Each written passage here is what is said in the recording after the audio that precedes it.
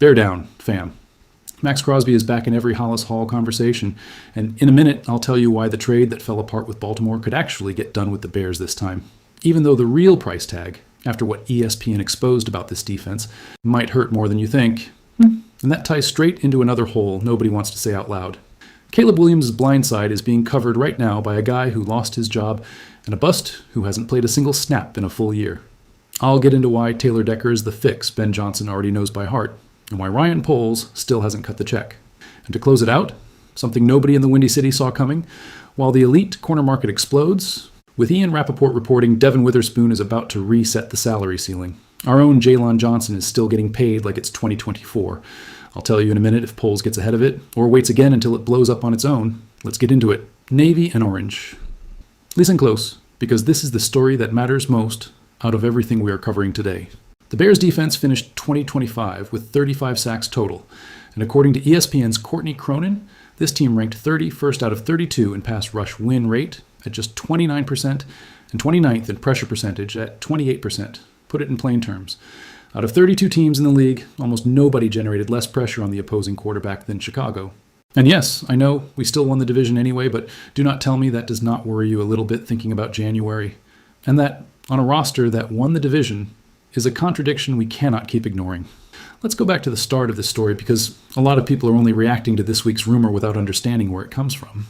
This conversation started back in the 2024 offseason when the Bears and the Raiders first started trading calls about Crosby.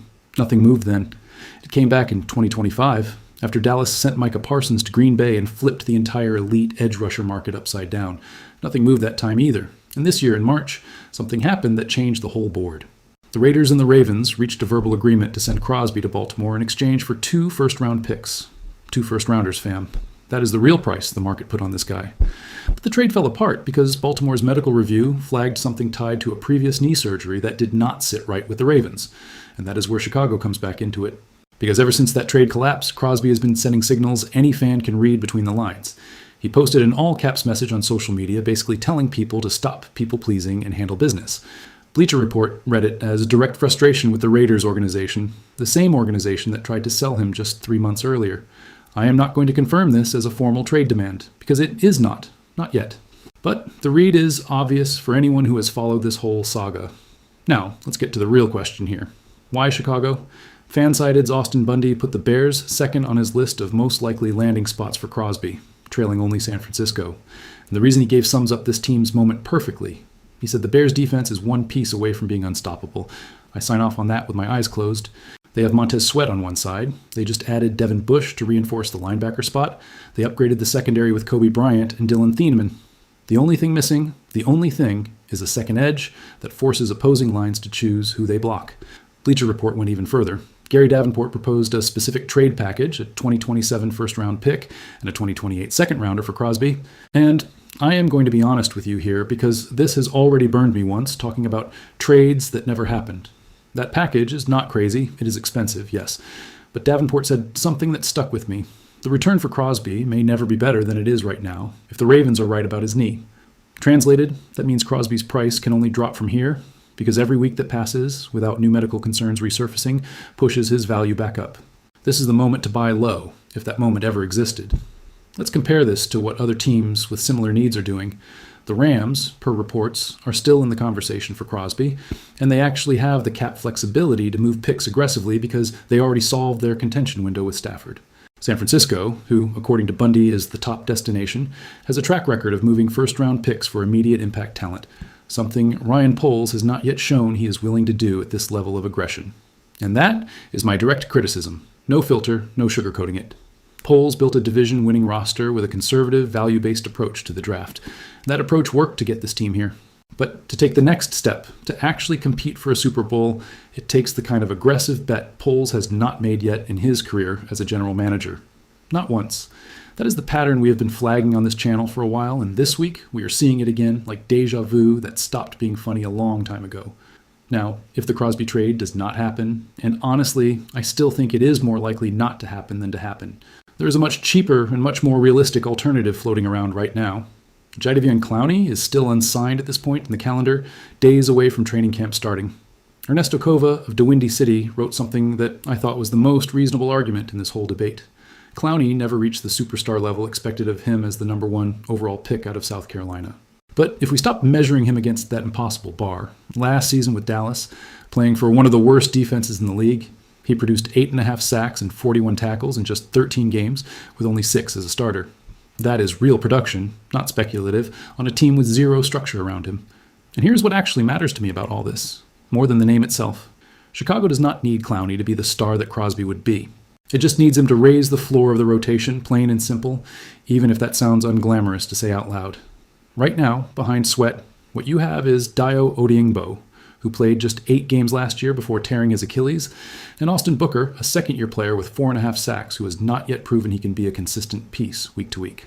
That is not a reliable group to carry 16 regular season games, plus playoffs.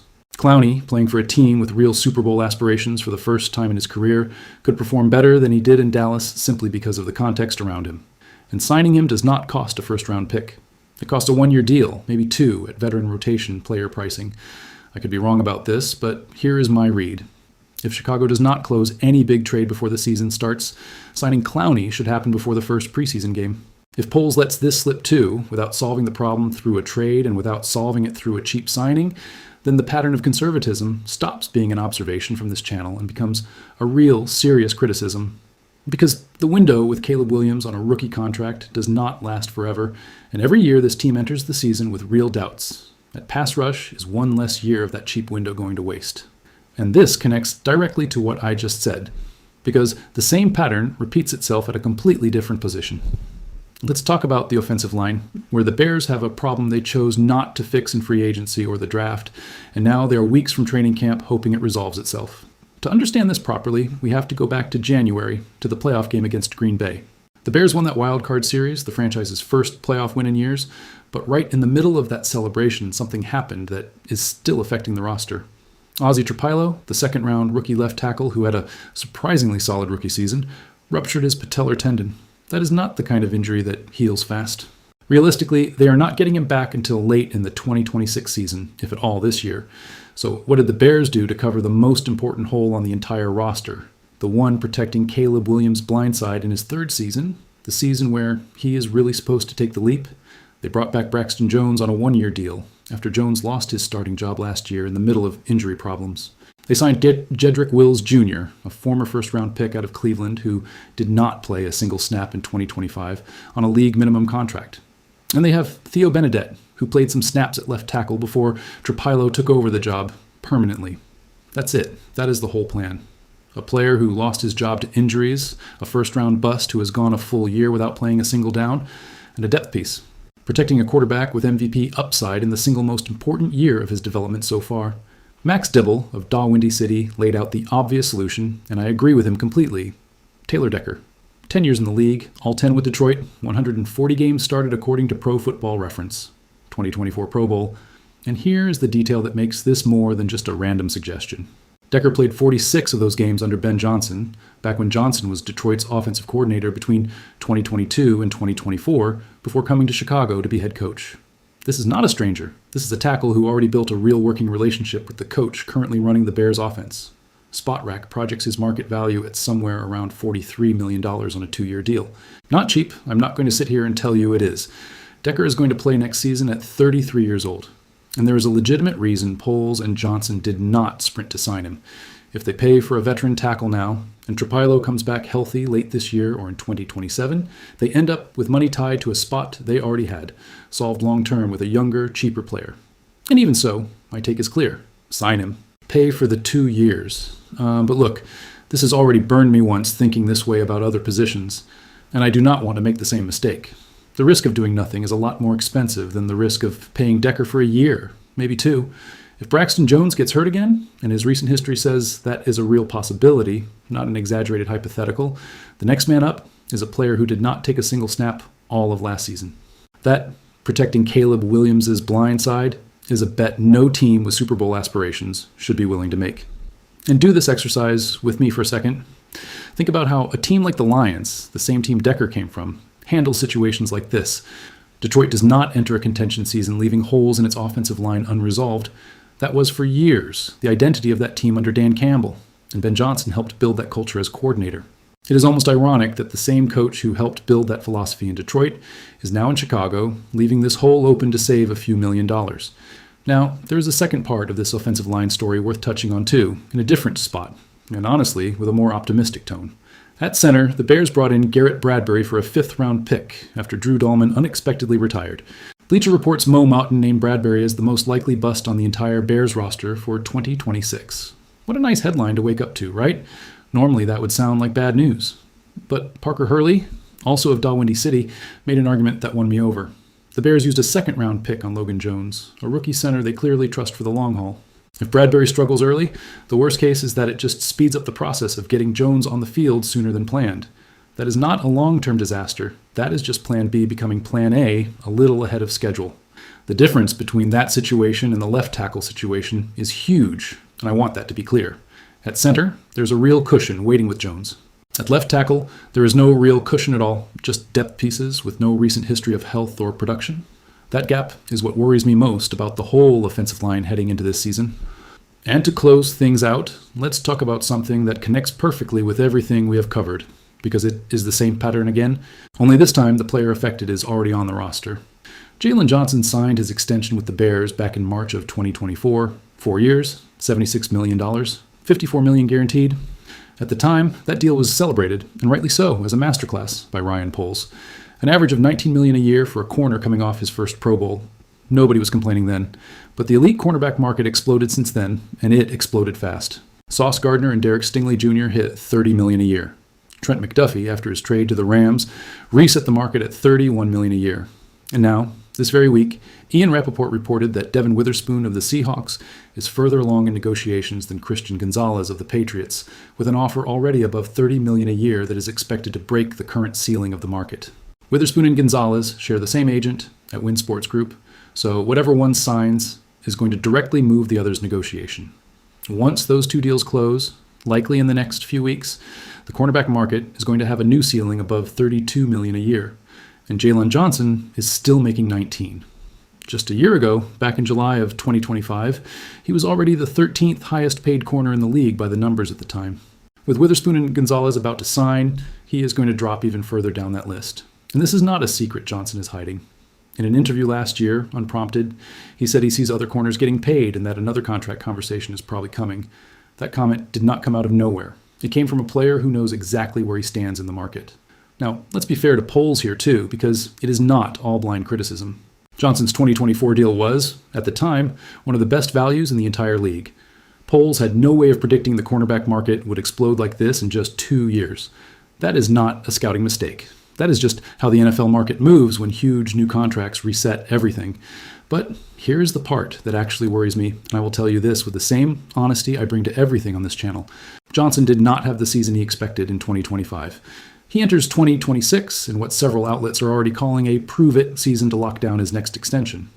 And the team, back in September, restructured his contract to create cap space, a move that helps right now but complicates any future renegotiation because it pushes guaranteed money further down the road. And I do have a take on this. I'm not going to hide behind the question alone. If Johnson comes out strong in 2026, the Bears should move before the season even ends, not wait for the following offseason. Because every week, this market keeps climbing with Witherspoon and Gonzalez setting a new ceiling. The price of renegotiating with Johnson climbs right along with it. Waiting here is not smart caution. It is basically handing Johnson's agent free money down the line. So here's the question I want to put to you all today. If Johnson has a big season in 2026, and the corner market keeps climbing with Witherspoon and Gonzalez setting a new ceiling, should the Bears get ahead of it and renegotiate before the price climbs even higher? Or do they wait, like they did with Crosby, like they are doing at left tackle until the problem becomes urgent before acting? Because that, fam, is the pattern that defines this front office. Waiting until it is almost too late, and then paying the price of having waited. And there you have it, fam. 3 stories that, on the surface, look like they have nothing to do with each other. An edge rusher who might never arrive, a tackle who might never get signed, and a corner already on the roster getting cheaper by the week compared to the market. But underneath it, it is the same story told 3 times. Ryan Poles built something real with his team, a division champion, a playoff winner, a roster with Caleb Williams still climbing. But to take the next step, the one that turns this team from contender into champion, it takes dropping the conservative approach in at least one of these 3 spots. Not all 3 necessarily, just one. I do not know which one it will be. I genuinely do not. And anybody who tells you with total certainty what happens with Crosby, with Decker, or with Johnson's extension is lying to you. But I know this. This franchise carries 106 years of history, and I am still not over the divisional round loss to the Rams in overtime, right after the biggest high we had in years, beating Green Bay in the wild card. That one still stings. And the best teams in that history always had a general manager willing to bet at the right moment, so that sting does not keep repeating. We are still waiting to see if Ryan Poles is that kind of general manager, or if he ends up being the guy who built something good but never had the nerve to make it great. Bear down, always. If this video got you thinking about something, hit the like button, subscribe, and tell me down in the comments. Out of these three situations, which one worries you the most?